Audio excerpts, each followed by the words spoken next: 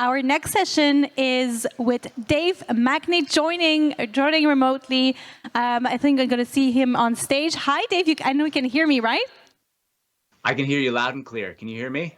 Yes, I can hear you. I'm so excited to have you with us today. I absolutely love the work that Slack is doing with futureforum. So I'm really looking forward to hear everything you will have to share today.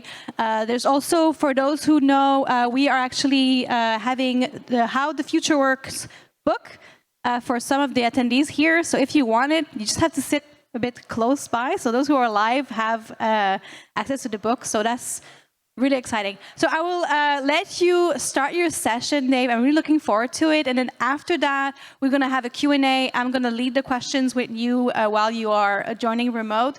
So everyone, you can use Slido to ask your question as usual with the code RR22. Thank you so much and have a really great session. Fantastic. Thank you, everybody. My name is Dave Macnee, pronouns he, him. I am a senior relationship manager with futureforum, which is a research consortium backed by Slack.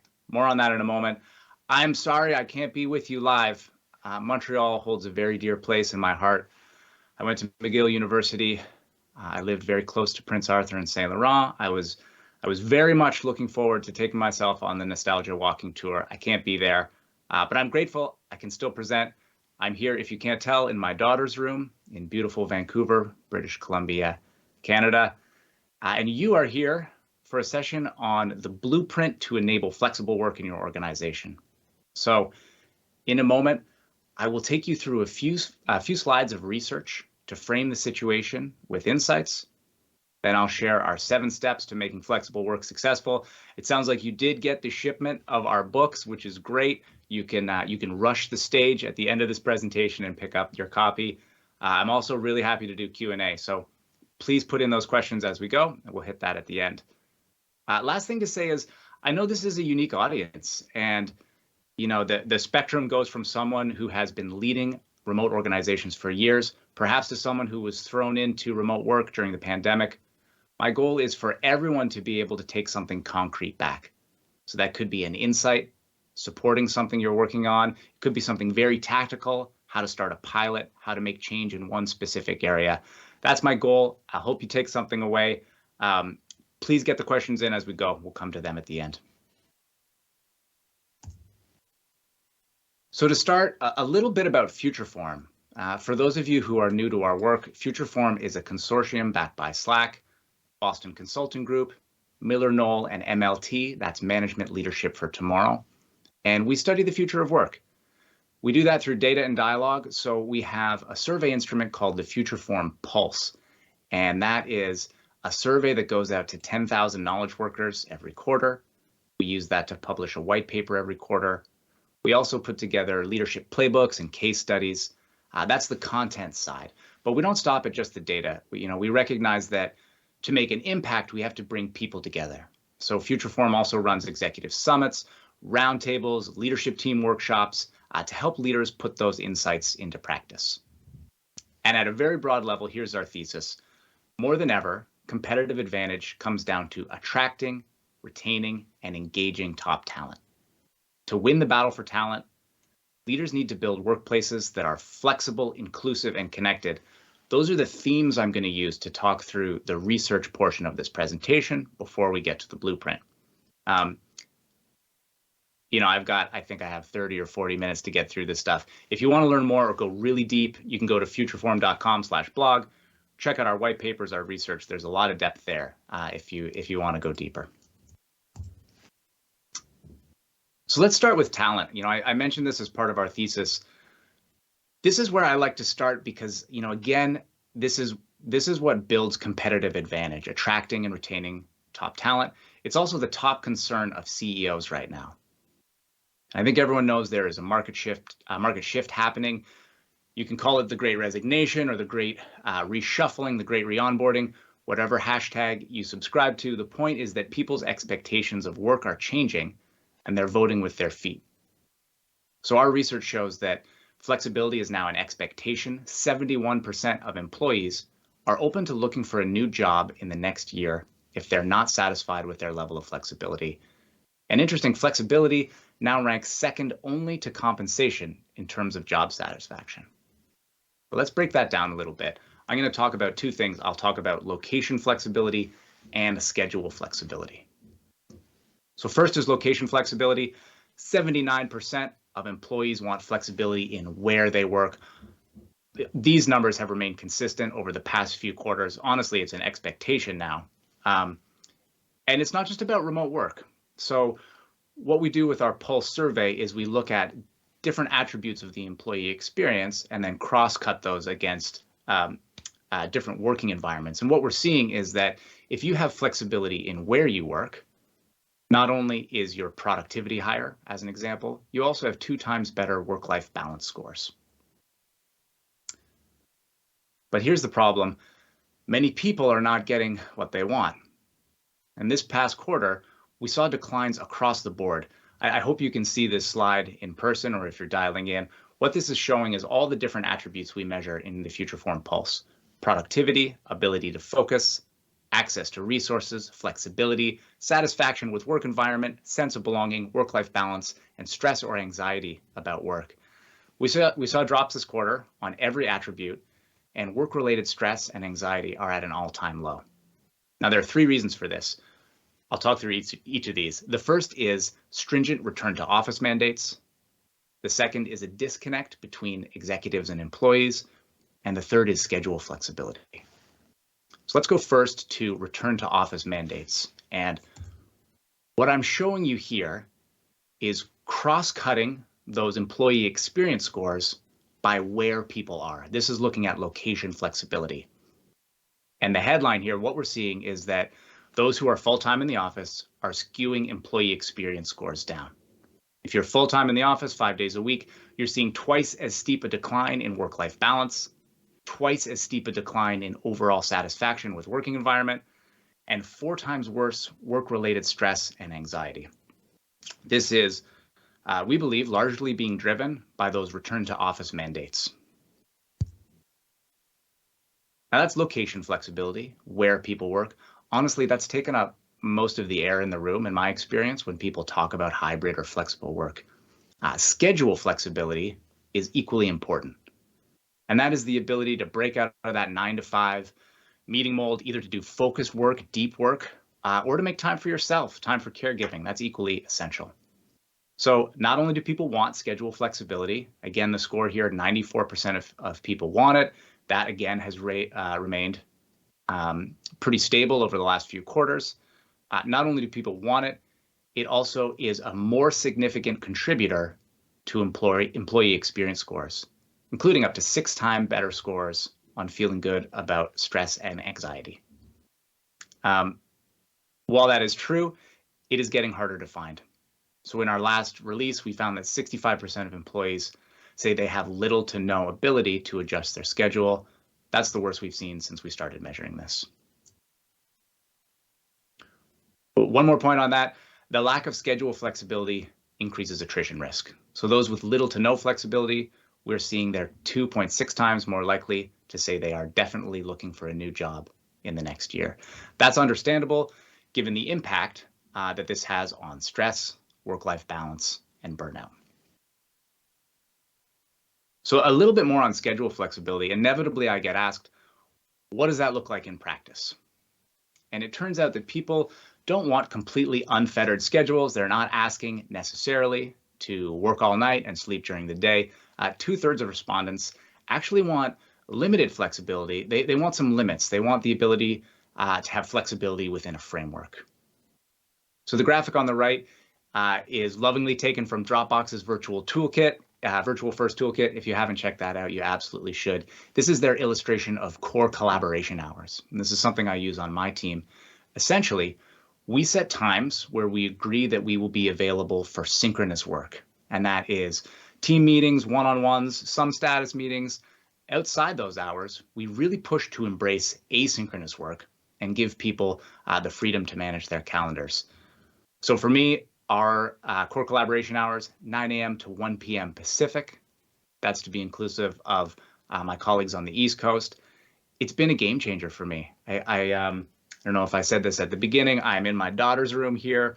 Core collaboration hours mean that I can plan to walk her into kindergarten some days. I can also stop a little bit early and pick her up, knowing that a lot of days I'll get up early and take care of a few things. Or for me, as a night owl, I like to do some of my focus work at night. The point is that I have the autonomy to build my schedule around what works for me and my life. The next follow-on question I get, people say, okay, Dave, that sounds great. How on earth am I going to make this change at my organization? We'll talk about this a little bit later, but I'd like to introduce the concept here of team level agreements. This is one of my favorite recommendations. A team level agreement is a consensus-driven agreement or document at the team level that defines how the group will work together. This is structure and process your team can do to define how they work, to measure success, and especially to iterate over time. So on the slide, you're seeing a couple of topics you might tackle. What are our values? How do we build relationships? How do we meet? How do we handle schedules? How do we communicate with each other? The point is that this is a very intentional process to define what work looks like.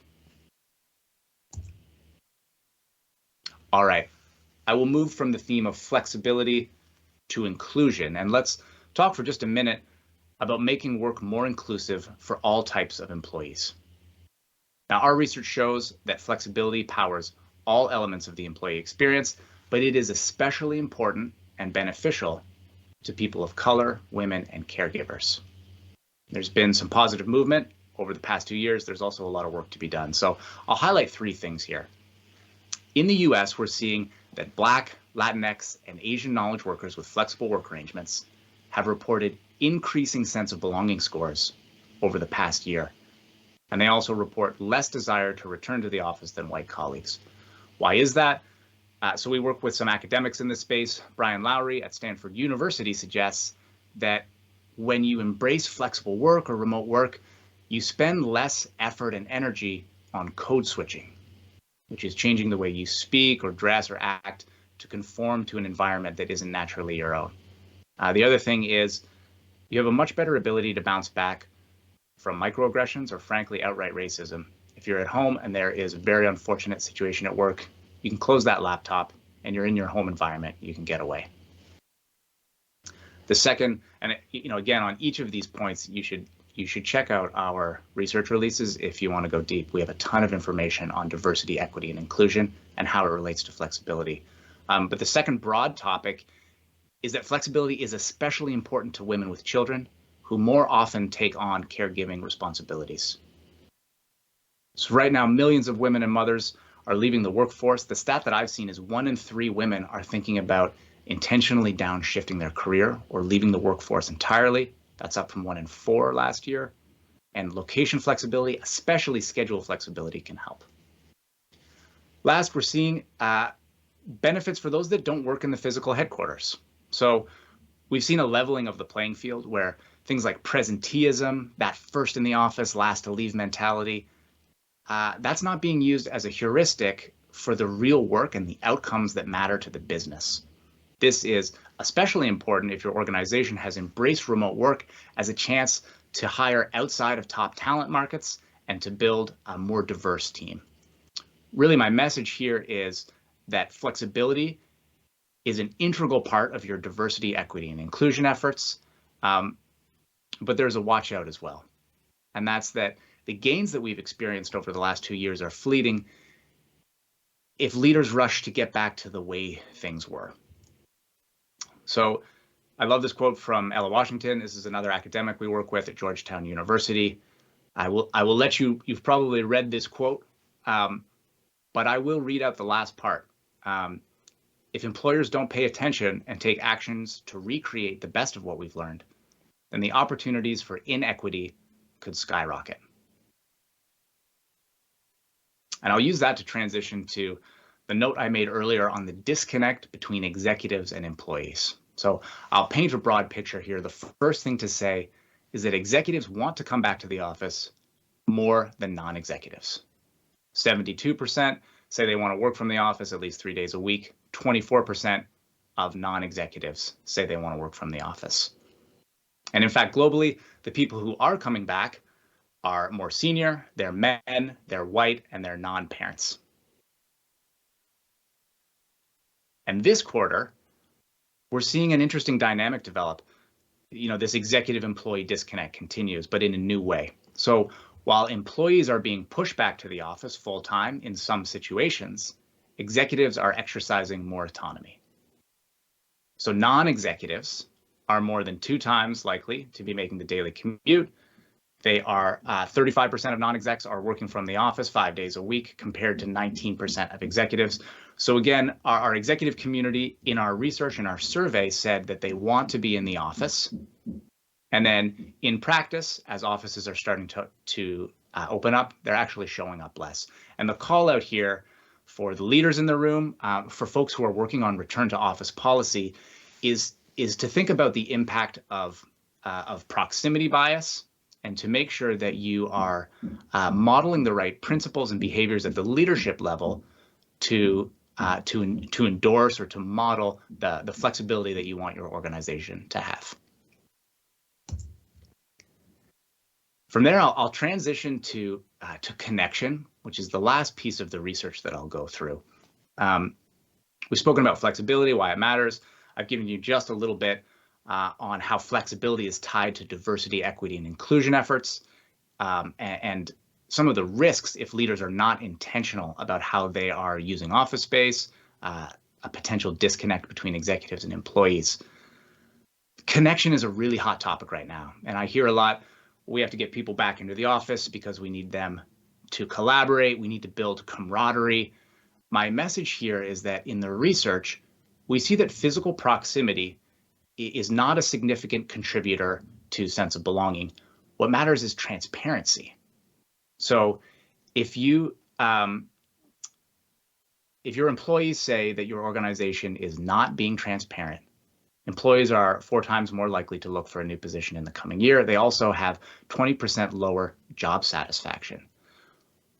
What is driving that? My experience in talking to executives is that there are folks who don't know the answers, and as a result, they're not communicating to employees. And with that lack of information, employees don't have the predictability they're looking for. They're uncomfortable with what the future might look like. They're also uncomfortable if they have developed new practices of working, if they have enjoyed flexible work, and they're concerned that they're going to be asked to come back into the office. So if your intent is to build connection, focus on transparency first, especially in how your leadership communicates to employees, and open up that door for two-way conversation. That's going to have a huge impact. The second thing I'll say on the topic of connection is the importance of tools and technology. This is not, believe it or not, this is not a statistic we were digging for. This was kind of a surprise for us, but in our research, we ask employees to rank or rate their employer on a level of tech innovation. So from innovator, early adopter, early majority, late majority, laggard. I may have missed a stage. You know what I'm talking about. There's that famous curve.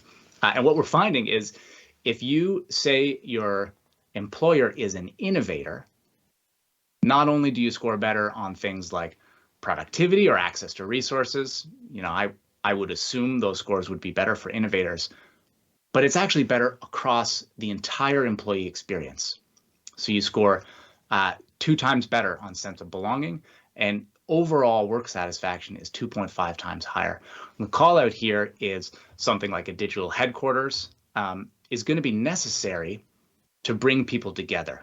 And I think this is a shift we're seeing now where folks are starting to think about the physical headquarters, the office, as just one tool in their toolkit.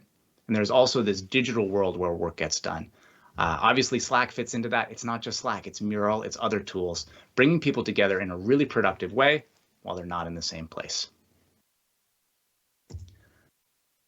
That is a taste of our research. It's a quick one. I think that was about 15 minutes. Again, if you want to go deeper, check out our research releases online. And as was mentioned at the beginning, we just wrote a book. It actually came out on Tuesday. I'm really excited about this. The book is called How the Future Works. It is the culmination of 2 years of research and conversations we've been having with executives who have been redesigning every aspect of how work gets done in the last year. The book is written to be a blueprint for how to establish flexible work. There are 7 steps. I'm going to take you through those steps now. This is actually the chapter list. So Step one is agree on purpose and principles. Work with your leadership team to rely on the business goals and how implementing flexible work will help you achieve these goals. This is your why. This is going to set the vision at the top, and it's going to give you structure for all of the other decisions that are being made. These principles should be easy to understand across the organization, and make sure you're involving people early to get feedback on principles to avoid that executive employee disconnect I mentioned, or a lack of transparency. A couple examples here. I mentioned Dropbox, their virtual first toolkit, which is fantastic. They were really early to say, hey, we're a virtual first company. And I love that behind the scenes, they built a task force, as you'd expect, but the task force was led by two people, the Chief People Officer, Mal Collins, and the VP of Design, Alistair Simpson. Very intentionally, they put an HR leader with someone from the business, and Alistair has a fantastic background in human-centered design. That was their team that was going to figure out how to do virtual first at Dropbox. On the Slack side, I can tell you, I think the conversation took, I think it was about 6 weeks, start to finish, where the leadership team was debating, discussing, deciding what this looks like. And I'll share that one of our principles is that we're going to be a digital first organization, but digital first doesn't mean never in person. And there was a lot of debate in how we would continue to use offices or team get-togethers around the world to make sure that we're fostering in-person human connection. But when we do it with purpose and intent to make sure that we're making the best use of that time and not having people sit together, perhaps in open concept offices with noise canceling headphones on. So start with your purpose, stand for something, develop your principles for your organization. The second is guardrails. This fits into leveling the playing field, and the guidance is to create guardrails for behavior. So this is for your leadership team to model the behaviors that you want to see reflected in the organization. It's also your chance to rethink the role of the workplace and how you might want to rethink some old practices like office layout or shared spaces, and how you can use some really intentional things to limit proximity bias and presenteeism. Here's an example from Slack. We actually dismantled our C-suite. There's no more executive floor. So when executives come into the office, they book a desk, they sit with their teams. That's very intentionally modeling that the office is no longer, the physical office, the headquarters is no longer the center of universe for how work gets done. The second guardrail we put in place is a limit on the number of days in the office that executives can use per week. It's 3 days in the office. We're asking executives not to come in more than that, because we know that if a leadership team shows up from 9 to 5 or 8 to 6 or whatever it is, that behavior is going to push other people to show up. And our research shows that flexibility is especially important and beneficial to historically discriminated groups, to caregivers. If our leadership team shows up 5 days a week, are we unintentionally asking those folks to show up in the office as well? And if they're not able to be there, what is that going to do to promotion rates, to access to opportunities? So we want to be very intentional and thoughtful about how we are using the office going forward. The third thing, I think a lot of people have experimented with this. I love it. One dials in, all dials in. If one person is on a Zoom call, if one person is remote, we ask the entire team to do that. One great example of this is some of our design reviews, which used to be in person, are now completely remote. Even if people are in the same office, our headquarters in San Francisco, everyone will dial in from a separate location so that there's some democratization. Everyone has a square to review designs. Now, again, that's going to level the playing field for people who aren't in the physical headquarters. Step 3 is develop team level agreements. This is my favorite recommendation. This is your vehicle to translate those principles and guardrails into everyday actions. If you work at a large organization, I believe it's impossible to set this stuff at the very top and roll it out. You just can't do it. There has to be some structure, some way to push some decision making and autonomy to teams that are close to the problems, close to their customers, close to the business objectives. So, again, a team level agreement. Typically, it's a template that asks teams to co-define and co-create how they're going to work. What are the values? How do we handle meetings? How do we build relationships? If you want to take this to the next level, you can cascade them down from leadership. You can share examples. There are organizations out there that actually internally publish their team level agreements so that everyone in the organization can have a taste of what different groups are doing. One specific call out here, make sure that there's an expectation of iteration. Not everything is going to be the perfect the first time around. Team level agreements are also some structure you can use to continually check in and make sure that how you're working is helping you accomplish goals. A quick example, the senior director at a Fortune 500 software company, this is from a couple weeks ago, we went through this with his team. They were really struggling with meeting proliferation. I think a lot of people out there have that problem. They couldn't kick their meeting habit. After really digging in at the team level and setting expectations on how they work, he said he was able to cut meeting time by 60%. And it is in large part because there was a group consensus and group effort and collaboration on how they were going to work together. Our fourth point is normalize a culture of learning. Make progress, not perfection, the goal. So a few points on this. First is to identify champions. There are folks in your organization that are ready and willing to participate. Create a task force. Make sure that there are representatives who can offer different perspectives and test new ways of working. This ties into guardrails a little bit too. The CHRO of RBC, Royal Bank of Canada, is in one of our executive working groups. She has Helena Gottschling. She has a line I love, which is make sure you're not a focus group of one. And that's something she's been reminding her leadership team of as they have been rolling out new plans for flexible work. Make sure you're involving champions from different parts of the business, getting diverse perspectives, and using the data. Make sure you have a hypothesis, test it with the data, and iterate if you're not solving the problem. Step 5, reimagine your headquarters. I think we have all experienced over the last 2 years that digital is now your headquarters. I really believe in the importance of human connection, but solve for that.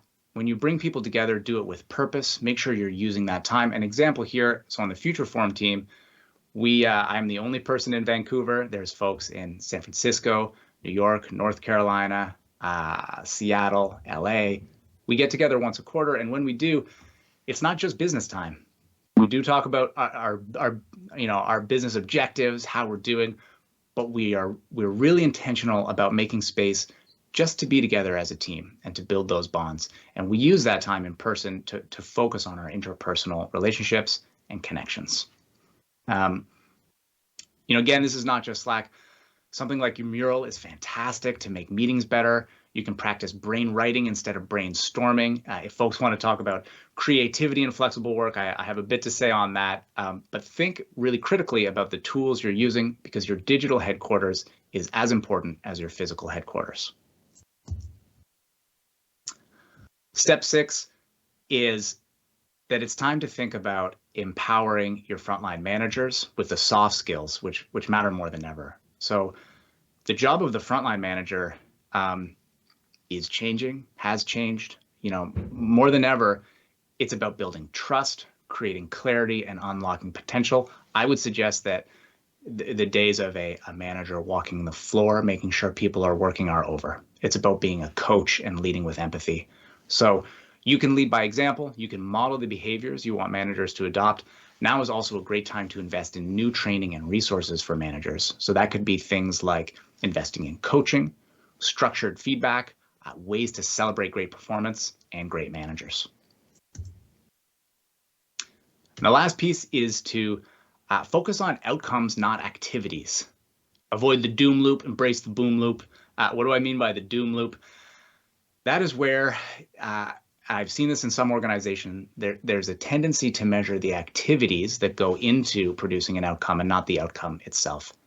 And if performance isn't where it should be, it can create a really dangerous kind of self-fulfilling prophecy where, missing a performance objective leads to measuring more activities, which leads to employees not really focusing on the problem, which leads to missing more performance, which leads to increased activity measurement. It goes around and around. The opposite of the doom loop is the boom loop. And that is where you can set really clear objectives at the organization level, the department level, the team level.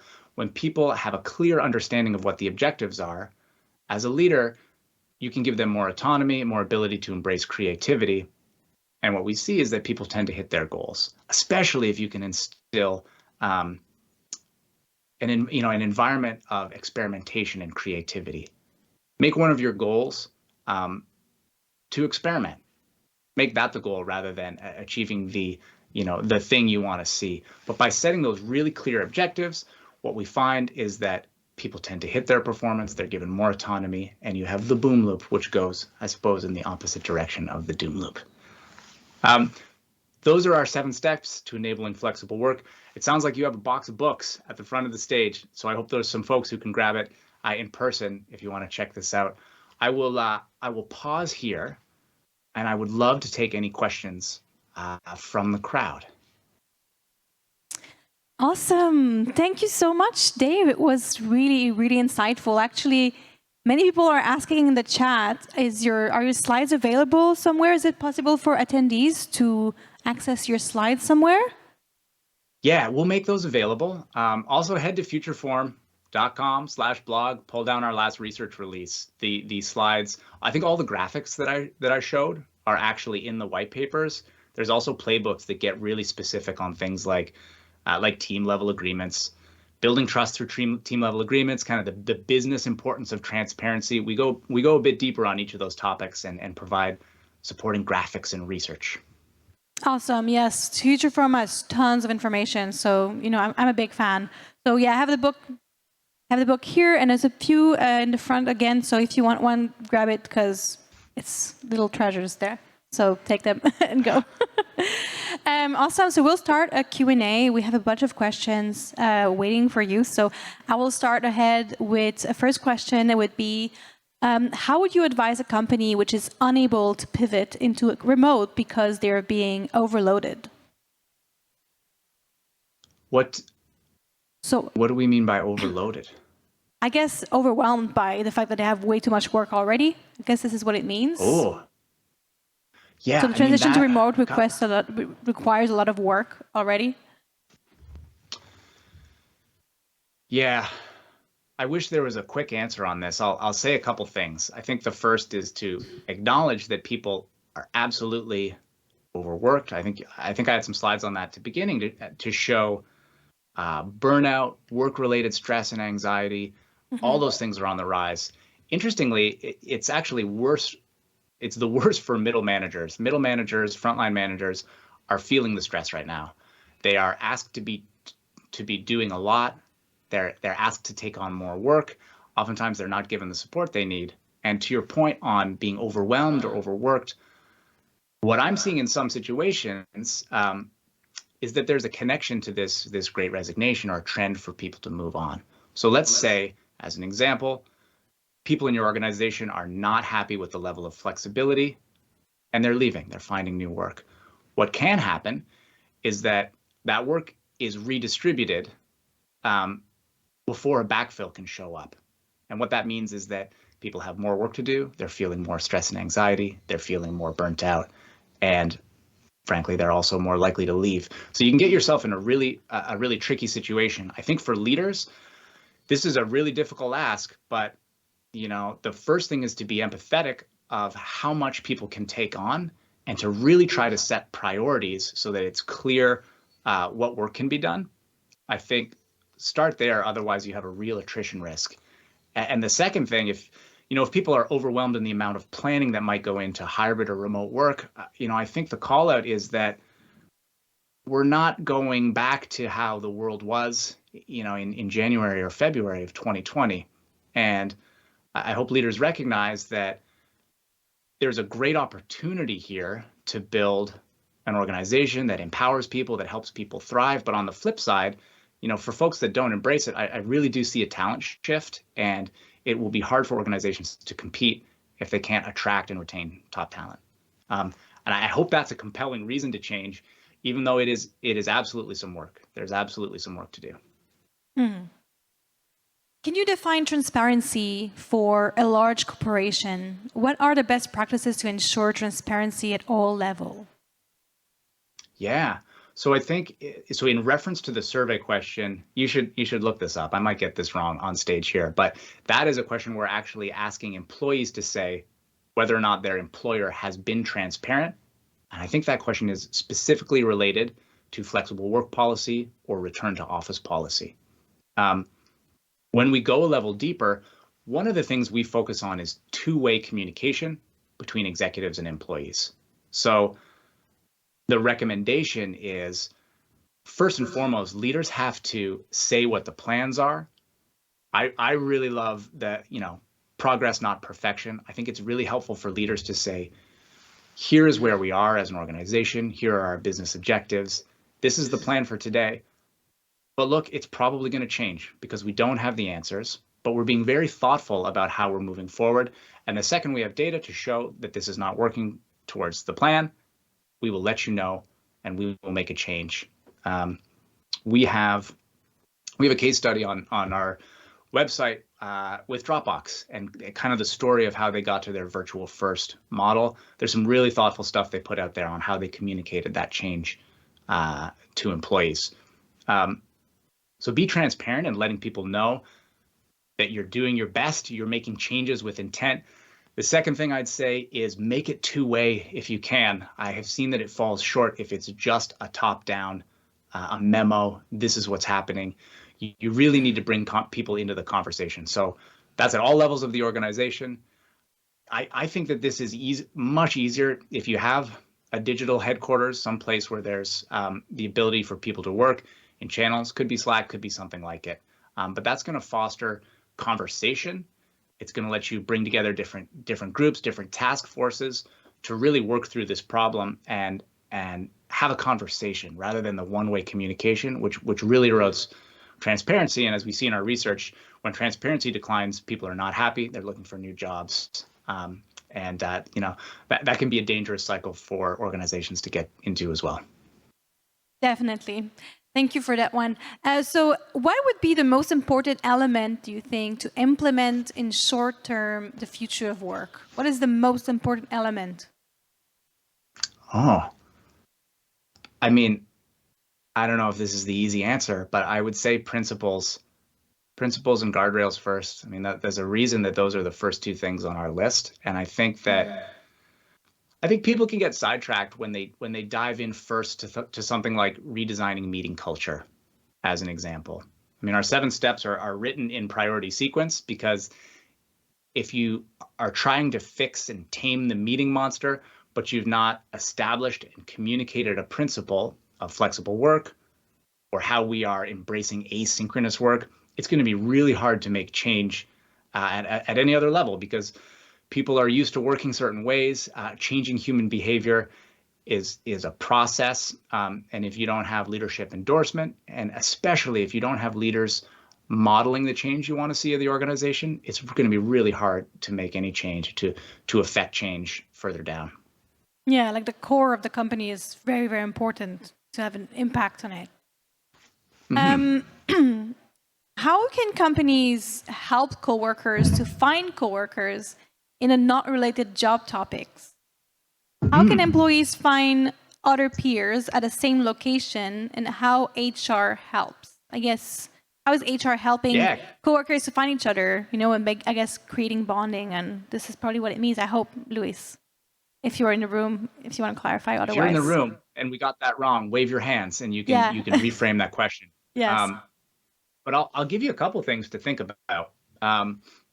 The first thing, and my intention is not to sell Slack on stage here, but Slack or something like it, a digital headquarters is absolutely necessary for distributed teams. If you don't have something like that, it's going to be very hard to connect employees in disparate job roles. We have seen in our research, this is another deep topic, but what we have seen is that there are, if you look at a graph of strong ties and weak ties, those are the relationships that people have throughout an organization over the last couple of years, specifically for for men, more senior men in the organization, the network graph has actually stayed kind of similar. For more junior folks, and especially women, the networks have shrunk, they've atrophied, and especially the weak tie relationships. So this is a call out, I hope, to your question, that this is a really important topic, and you have to be intentional about how you can bring people together. So a couple ideas or examples. If you have Slack or something like it, I love to organize work by topic and to keep channels public within your instance of Slack so that other folks can join, can subscribe to that work if they want to. If you're working on a project, you can search. It's so helpful to find out that another group in the organization is working on the same thing. I mean, you can just chop time off a project by making those connections. That's work related. I also absolutely recommend ERG, Employee Resource Group channels. You can organize channels based on topics, fun things, dogs, surfing, music, whatever you want. That's a nice way to let people come together around their interests. I'll go a little bit in a different direction as well.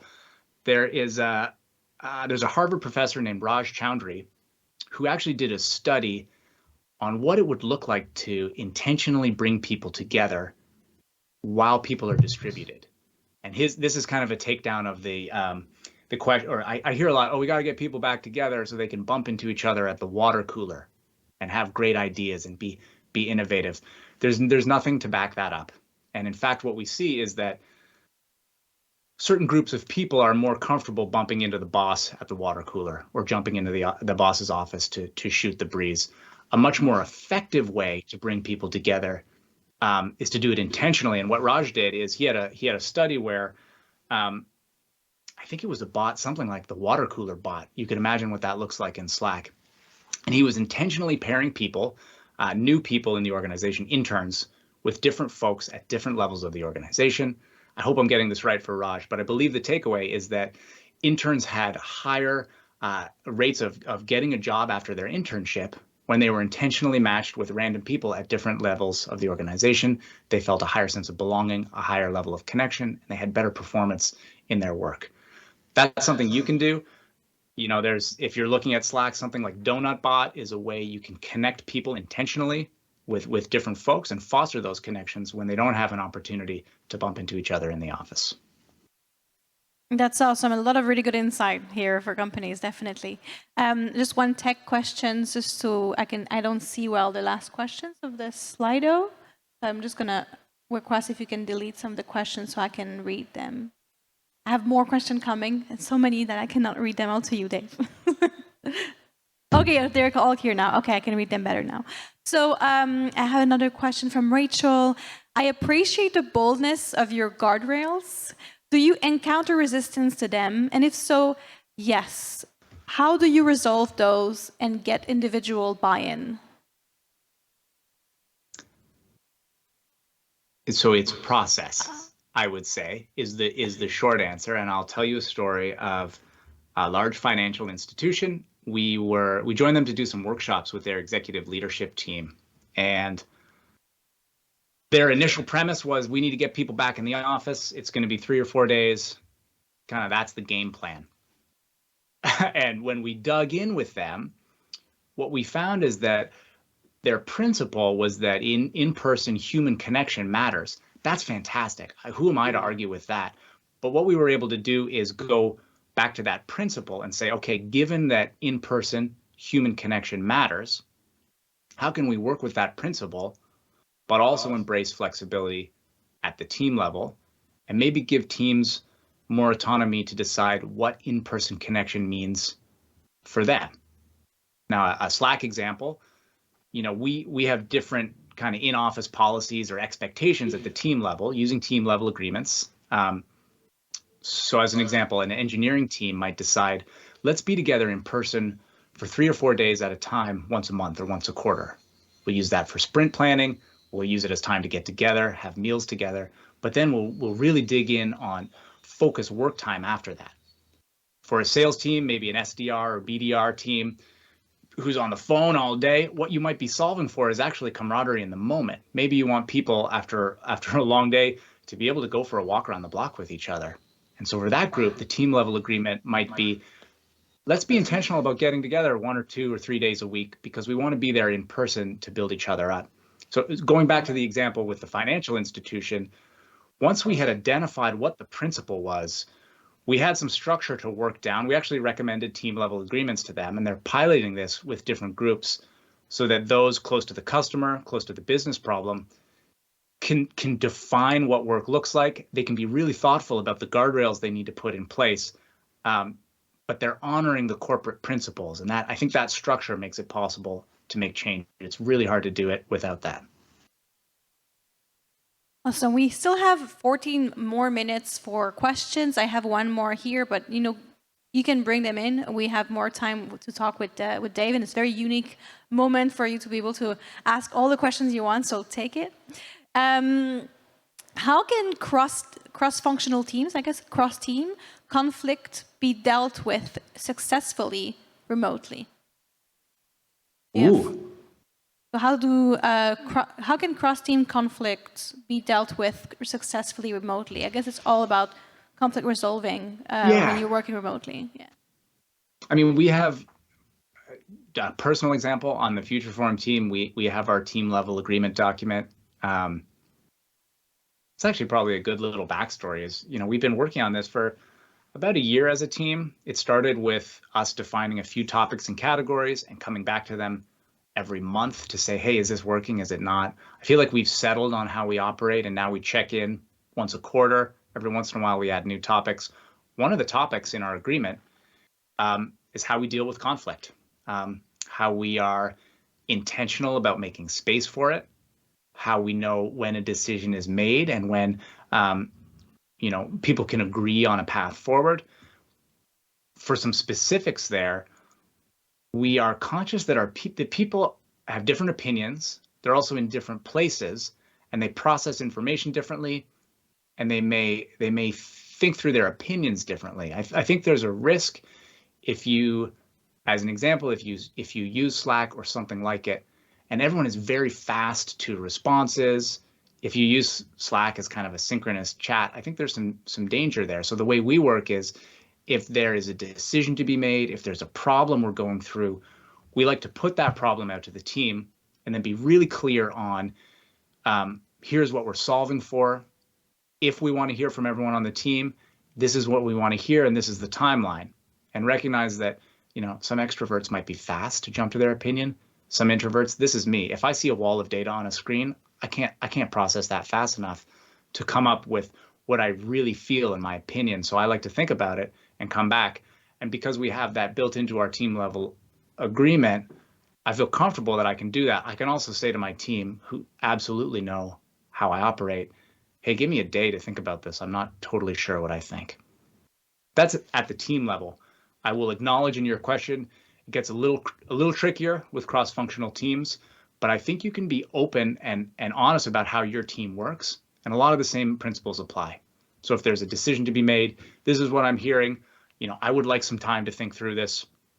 I would say this probably bleeds a little bit into meeting design, but how you're structuring meetings. Your meetings should be used, in my opinion, to debate, discuss, decide, or for people development conversations.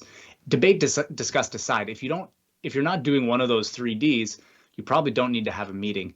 And if you're finding that your meetings are adversarial or there's cross-functional conflict, it could be as simple as making sure your meetings are set up so that there's a really clear objective, there's a pre-read if necessary, there's a note taker, there's a decision maker, and you're documenting what happened in a public place after the meeting. Bounce around a little bit. It's a tricky question. I hope some stuff in there is helpful for you. I'm sure there is. What are the biggest challenges you and your team faced building the 7 principles, and what have you learned from them?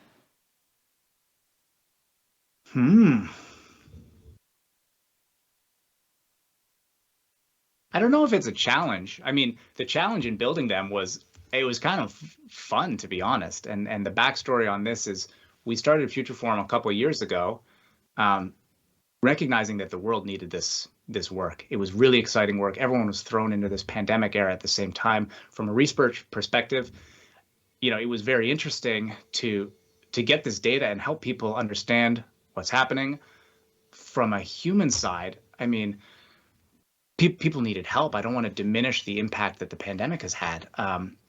People were in a really tough spot. So it was gratifying for me to be able to try and help folks figure out how to work better. I think the challenge in putting together the book was, how do we synthesize all this data, and how do we add color with all the conversations we've had with different executives, and then try to put it into a blueprint, if you will, as practical, as tactical as possible, that is going to continue to stay relevant, even as some of the dynamics shift over the coming years.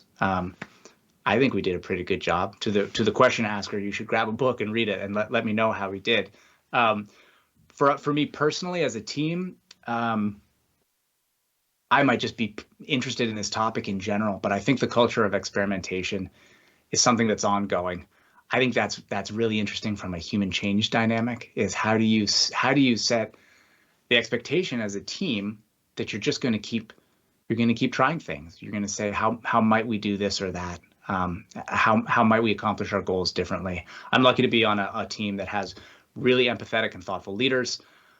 There's some selection bias maybe in people who join the Futureforum team because we study the future of work. Obviously, we have to live these principles, but it's a thing I enjoy, and I think that kind of cycle of improvement and experimentation is something we continue to work on. Awesome. And about team leader training. So team leader training on soft skills is part of your top 7. So what would be your recommendation on the best available training programs that one can get? Like specific training programs that are out there? I'm not sure if I have a great answer on that. I'll say this one gets so specific to the organization. So I think you have to start with your HR, your people leader team to see if you can identify what the gaps are. Ideally, you have some kind of employee survey or pulse survey you can use to find out what's lacking and start from there so that it is really useful and usable.